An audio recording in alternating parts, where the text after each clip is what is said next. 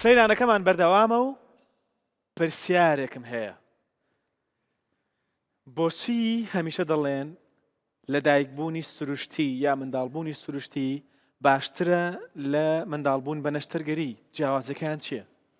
بەڵێ خۆی هەر لە ناوی خۆیدا منداڵبوون بە سروشتی نەشتەرگەری جۆرێکە لە دایکبوونی نەئاسایی. لە حالەتێک ئەمە پەنای دەبینە بەر ئەگەر ژیانی دایکەکە یا منداڵەکە لە مەترسی دابێ. ئەجینە یعنی منداڵبوونی سروشتی 4 جار یعنی ئەبحاسەکان و یان دراسات وای ئیسبات کرێت 4 جار سەلامەتترە لە نەشتەرگەری. ڕاستە داکە کە بیدایەتی مەتەلەن با بڵێم ئازاری زیاترە یان مەتەلەن کاتەکەی زیاترە بڵێن مقارنەتەن بە نەشتەرگەری، بەس پرۆسەیەکی طبیعی تیایدا ئەو ئازارەی مەتەلەن کە دایکەکەش دەیبینی کۆرتیزۆڵ نسبەتەکەی بەرز دەکاتەوە، سیەکانی منداڵەکە با بڵێم پێدەگەینی و با بڵێن ئامادەی دەکا لەو کاتی منداڵبوون. یعنی لەو کاتەی کە لە کاتی منداڵبوون کۆرتیزۆڵی دایک بەرز دەبێتەوە و سیەکانی کۆرپەکەی ئامادە دەبێت. منداڵەکەش بڵێ منداڵەکەش وەکو کاتژمێرێک وەکو سەعاتێک با بڵێن ئەو منداڵە لە کاتی پرۆسەی لە دایکبوونی سروشتی بە چەند گۆڕانکاریەکدا دەڕوا، یعنی با بڵێن لە سکەوە دەڕوات بۆ ناو حەوز بدایەت سەری و ئینجا دوایە سیەکانی و ئینجا دوایە با بڵێن عملیەی کاملی بوونی منداڵەکە. ئەوە لە خۆیدا جگەلەوەی مەتەلەن کە سیەکانی با بڵێن پێدەگەینی و سەرفێکتان با بڵێن ئەوە دەکا بەو شوێنە تەسکەدا دەچی ئەو ئاو شتێ خۆی منداڵ لە ناو سکی دایکی لە ناو ئاودایە بەو شوێنە تەسکەکەدا دەچی هەمووی دەکوشرێ سکویزینگ یعنی ئەو ئاو ئەو لەو شتانەی منداڵەکە هەمووی دێتە دەرێ. فمنداڵی لە دایک بوو بە سروشتی زۆر کەمتر کێشەی هەناسەی دەبیتن مقارنەتەن بەوەی ئەتو ئەو منداڵە لە ناو ئەو ئاوە دەری دەهێنی بەبێ ئەوەی بەستت ئەو گوشرانە بۆ پاکردنەوەی سیەکانی منداڵەکە لە نێوەوە. بەڵێ باشە.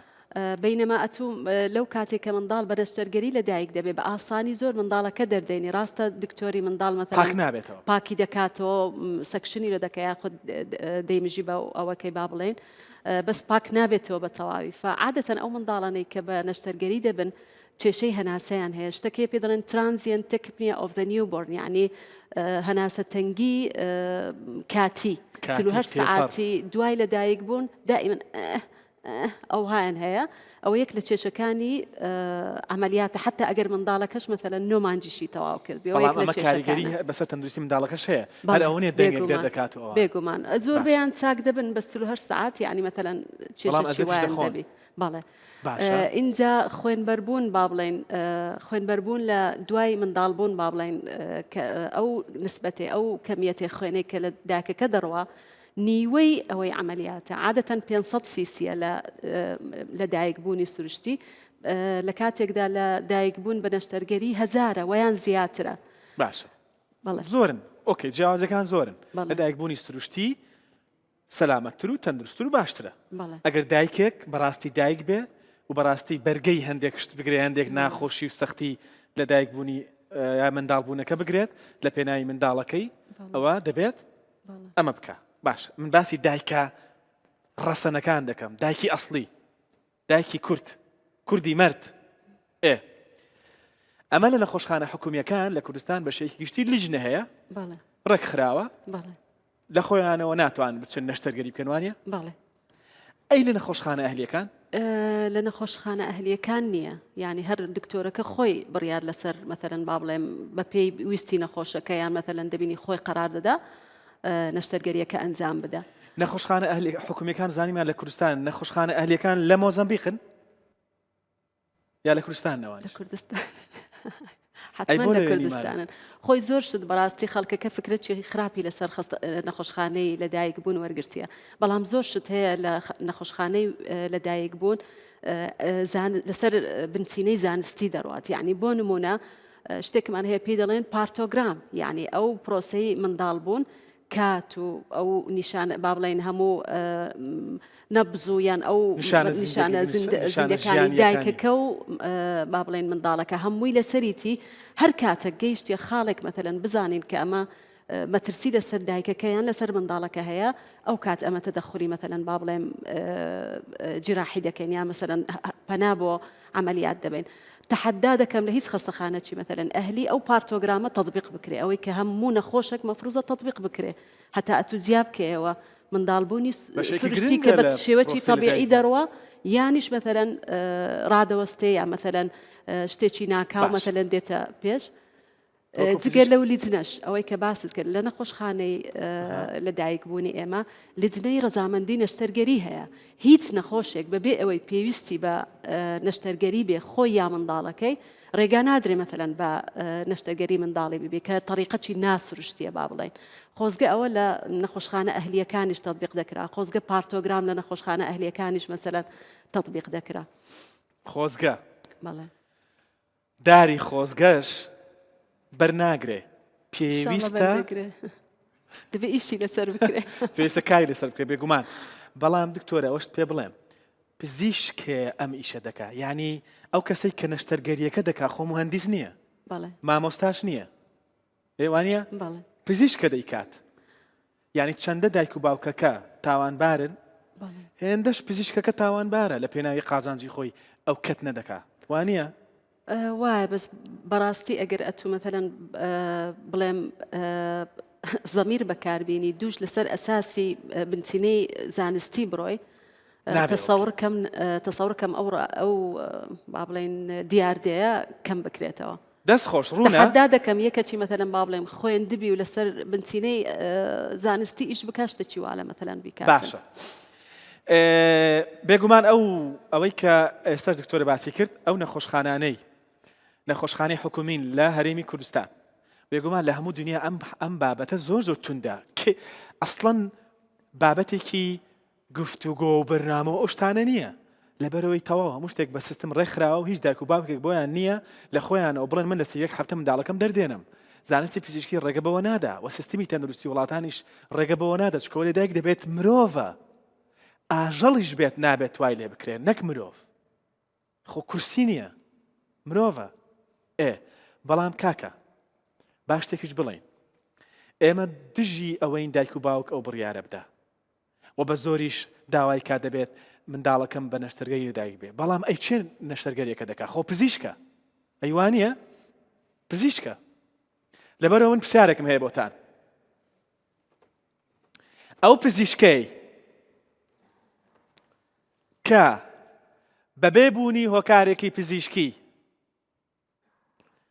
ئامادەیە بەبێ بوونی هۆکارێکی پزیشکی لە کاتێکی پێشوەختەدا لە پێناوی قازانجی خۆی ئامادەیە منداڵێک لە نێوسکی دایکی دەربێنێت دەشزانێت زانستی پزیشکی خوێندووە فێربووە کە تووشی ئەم هەموو پاشهات و ماکە تەندروستی و پزیشکیانە دەبێت و داهاتوی وێران دەبێت بەڵام لە پێناوی قازانج و پارەکەی هەردەیکات ئەو پزیشکە شایەنی کارتی زەردە یان کارتی سوور چەند کەس دەڵێ کارتی زەرد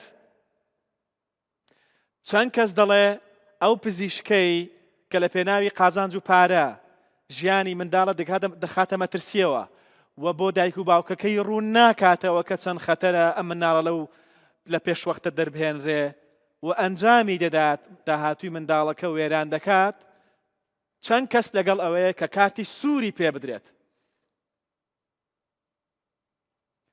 بە تێکڕای دەنگ بڕیارماندا کارتی سوور بدەینە ئەو پزیشکە نا پزیشکە بێ ویژدانەی کە لە پێناوی قازانجی خۆی دەست دەبات بۆ ژیانی کەسێک هۆکارە بۆ لەدایکبوونێکی پێشوەختە و وێرانبوونی داهاتوو و تەندروستی مرۆڤێک.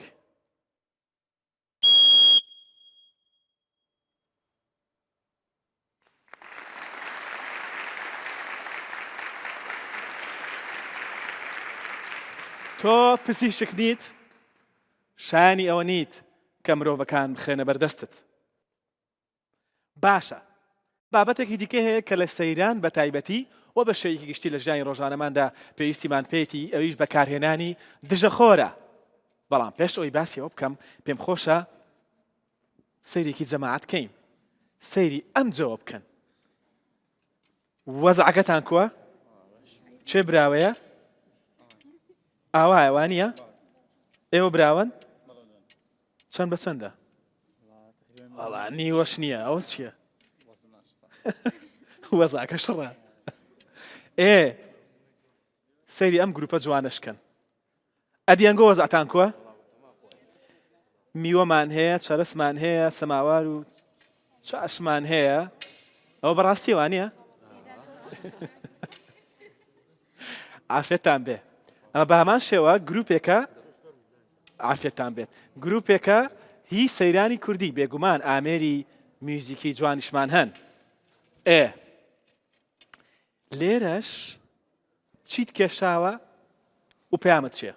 زۆر باشە. ناوم شابان محەممەدە، قۆناغی پێنجەمی بەش شێوەکارم، پەیمانگای هونەرە جوانەکان. ئەوڕۆ چەند کۆمەڵە کچ و کوڕێکی جوان لە کەشێکی بەهاری جوان دانیشتوونە، وێنەی ئەوان دەکێشم و ئەمە لە دەوام ڕۆژانی تایبەتمان هەیە کە سەردانی سروش دەکەین، قۆناغ بە قۆناغ سەردانی تەبیعەت دەکەین، دروستکردنەوەی سروشت. هەر یەکێکمان لە گۆشەیەکەوە شوێنە کەڵ دەبژێرین و دەست بە کێشانەوەی دەکەین. دەست خۆش ماندوو نەبی. بە ئەوەشتان پێ بڵێم ئەمە نەورۆزە، ئەمەش ئاگری نەورۆزە، وایە؟ وێنێکی زۆر جوانی پەیامدارە، دەستت خۆش بێ. اینجا ئەم گروپەش ببینن، ئەو گروپەتان بینی پێشتر گۆرانیان بە وتین ئەوە چێ لێرە تەماتەوە شتانەمان هەیە لەو لانیمانە. ئەخر شتێکیان دەنێ ئەوانش گوناحن. ئەو بۆیە گۆرانیمان بۆ ناڵێن. ئێستا دوای ئەوە لێرە ئەوە نییە ئەو تەرتیباتەی کە ئامادەیان کردووە هی گۆشت برژاندنە، دوای گۆشت دەبرژێنین. ئێوە دەتوانن دەست پێ بکەن، دەست بە گۆشت برژاندەکەتان بکەن، بەڵام بەشی ئێمەشی لێ بدەن. ئێستا کاتی ئەوەیە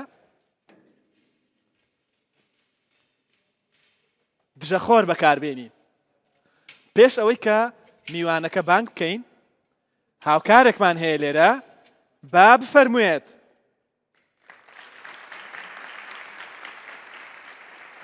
فەرموویێرە دکتۆرەڤانیش هات بەخێر بێ. دکتۆرە چۆنی؟ خۆش بسپاس، سەلامەت. ئەحواڵت؟ زۆر سپاس. توانی بفەرمیتە ئەوێ؟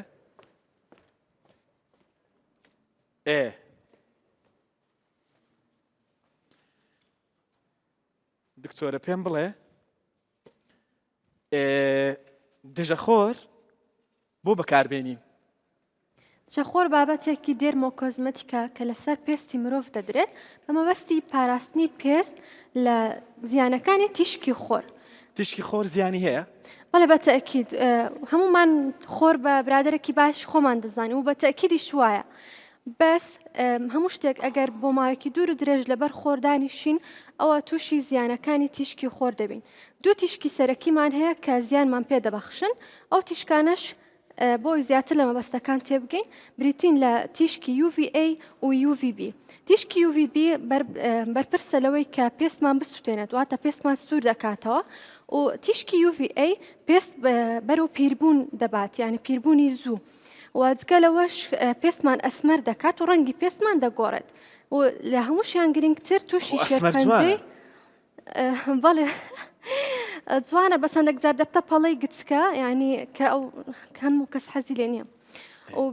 لە هەمووشی گرنگتر تووشی شێرپەنجەی پێستمان دەکات کە ئەوەیان مەبەستە سەرەکیەکەی دروستکردنی تیشکی خۆرە لەلایەن مرۆڤ. باش، ئەمەیان هۆکاری سەرەکی بوو بۆی کە دژەخۆر دروست بێ؟ بەڵێ، لەگەڵ سوتانەکەش بەتەئکید. باشە. چۆن بەکاری بێنین؟ چۆنیەتی بەکارهێنانەکەی پێویستە پێش ئەوەی بچی بۆ دەرەوە 15 بۆ 20 خولەک پێشەچی بەکاردێت، یان لەسەر پێست بڵاو دەکرێتەوە و بە شێوازێک کە مەساژی بۆ ناکرێت، یان زۆر کەس بەغەڵەت بەکاری دەینی دژەخۆر مەساژ دەکات لەسەر پێست. ئێستا دەبێت پێمان بڵێ کە چۆن بەکاری بێنین بەوردی، بەڵام دیقەتان داوە لەو لە ئاگر کرایەوە ئاگری نەورۆز ئەمە یاهی گۆشت برژاندنە؟ باشە، من دژەخۆرێکت بۆ دێنم، بێگومان دکتۆر ڤان سۆران لە وێلبینگ کلینیک لە سەبا هۆڵدینگەوە لەگەڵماندایە و پێمان دەڵێ کە چۆن پێستی خۆمان بەهۆی دژەخۆرەوە دەپارێزین. فەرموو. بەڵێ سەرەتا دەمەوێت دژەخۆرەکان جودا بکەمەوە بۆ دوو جۆری سەرەکی. دژەخۆری کیمیاویمان هەیە، جگەلەوە دژەخۆری فیزیکیشمان هەیە. دژەخۆرە کیمیاویەکان بێکاتەکەیان بە شێوازێکی جیاواز کار دەکەن، بە شێوازێک کار دەکەن کە تیشکی خۆر هەڵدەمژن. بەو شێوازە پێستی مرۆڤ دەپارێزن لە زیانەکان. و دژەخۆرە فیزیکیەکان بۆ نمونە زینک ئۆکسایدە، تیتانیەم دایۆکسایدە، ئەو بابەتیان وەکو ئاوێنە کار دەکات کە تیشکی خۆر ڕەت دەکاتەوە، ناهێڵت بچێتە ناو پێست. بە دوو جۆری سەرەکی جودا دەکرێن و هەندێک لە دژەخۆرەکانیش تێکەڵەی ئەو دوو بابەتەن، ینی هەم دژەخۆری کیمیاوین و هەمیش فیزیکین. پێش ئەوەی کە هەر دژەخۆرێک هەڵبژێرین پێویستە تەماشا SPF-ەکەی بکەین، واتە سن پرۆتەکشن فاکتەرەکەی. ئەو سن پرۆتەکشن فاکتەرە بە تایبەتی لە هەرێمی کوردستان و عێراق با بڵێن پێویستە لە 30 کەمتر نەبێت، یعنی ئەویان زۆر گرینگە. ئەویان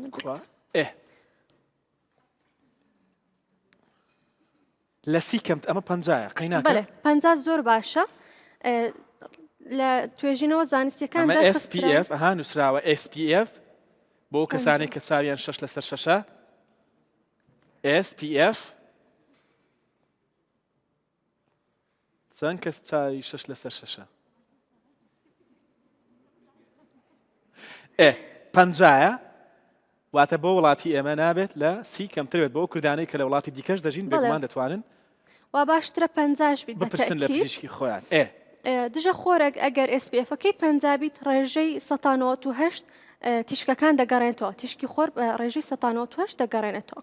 و هەر دژەخۆرێک کە 50 زیاتری لەسەر نووسرابێت، بۆ نمونە هەندێک دژەخۆر هەیە 100 نووسرایانی SPF-ەکەی 100 ئەویان بە پوینت فەرق دەکات، واتە ئەگەر دژەخۆری 98 لە 100 بێت ئەویان دەبتە 98.8 لۆ 7 لەو بینەی حەسەب دژەخۆرەکەش دەگۆڕێت. باش با دەست پێ بکەین چۆن بەکاری بێنین. جگەلەوەش پوینتێکی دیکەش زۆر مهمە کە لە کاتێک دژەخۆر هەڵدەبژێرین پێویستە UVA و UVBش بگەڕێنێتەوە. هەموو دژەخۆرەکان ئەو کارە ناکەن، لەبەرەوەی دیقەت بدەن ئەو بابەتەش.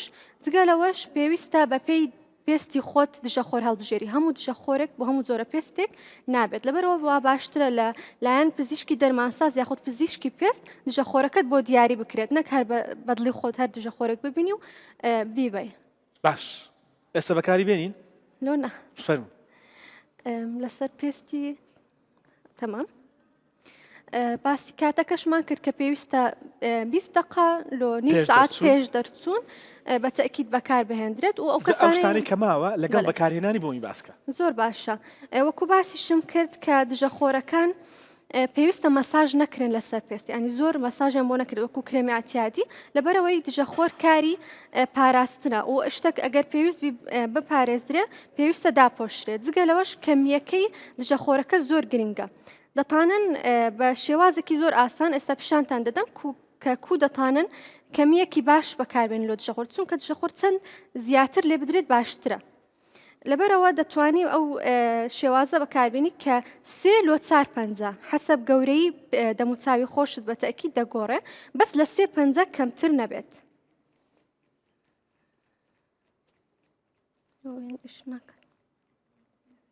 ئێستا دێت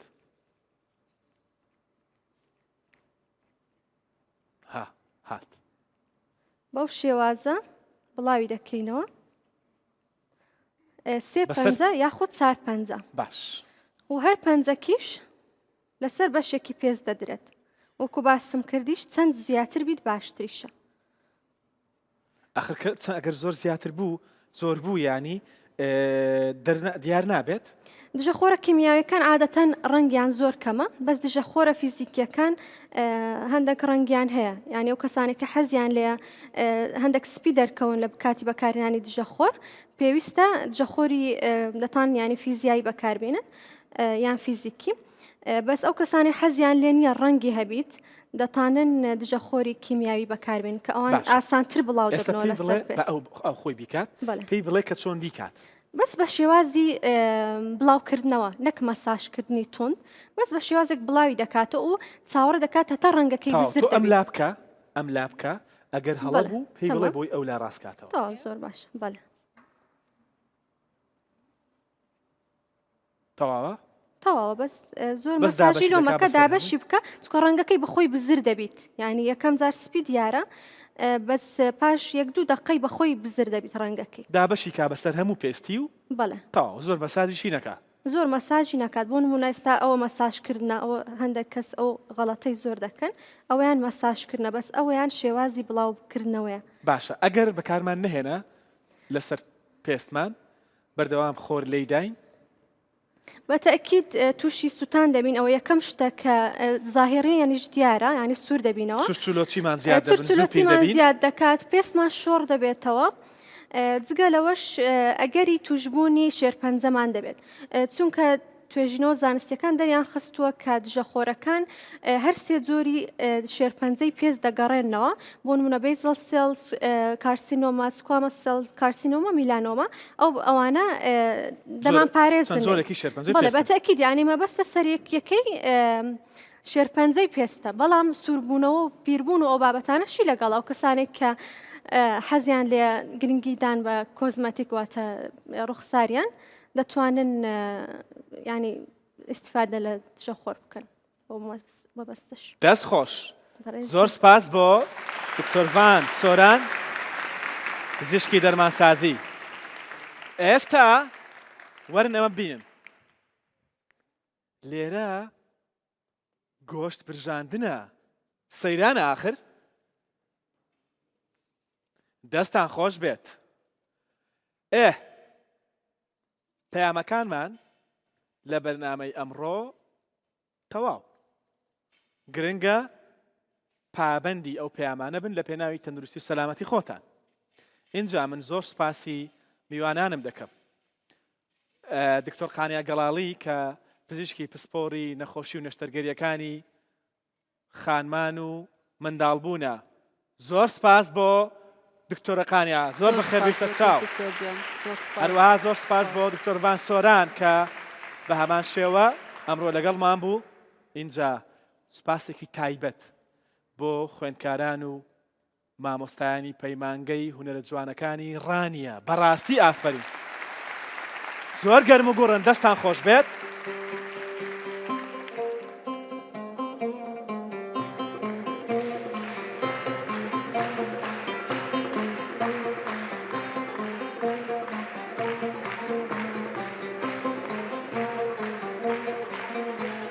وای لەو نەزدارە نازدارە و خاتون وای لەو نەزدارە نازدارە و خاتون هەر لە خۆی جوانە نیو لیرە یاڵتون هەر لە خۆی جوانە نیو لیرە یاڵتون.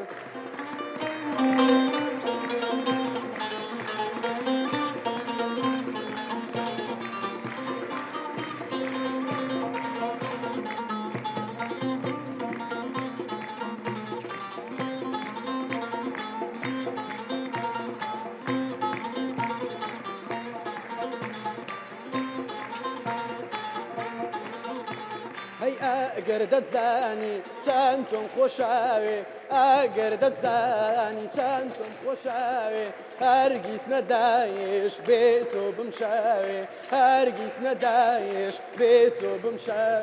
وای لەو نەزدارە نازدارە و خاتون وای لەو نەزدارە نازدارە و خاتون هەر لە خۆی جوانە نیوریە یاڵتون هەر لە خۆی جوانە نیوریە یاڵتون.